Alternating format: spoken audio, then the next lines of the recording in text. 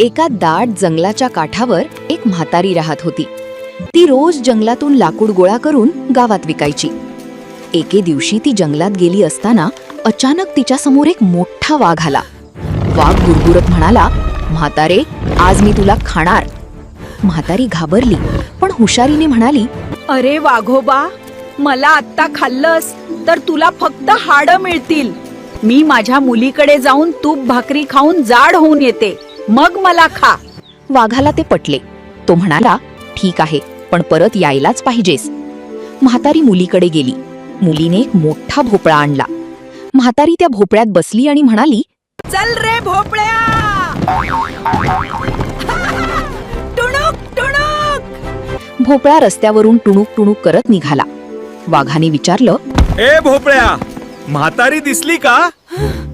भोपळा म्हणाला, कुठली म्हातारी? टुणूक टुणूक. असं म्हणत भोपळा पुढे गेला आणि म्हातारी सुखरूप घरी पोहोचली. बोध, संकटात घाबरून न जाता हुशारीने विचार केला तर मार्ग नक्की सापडतो.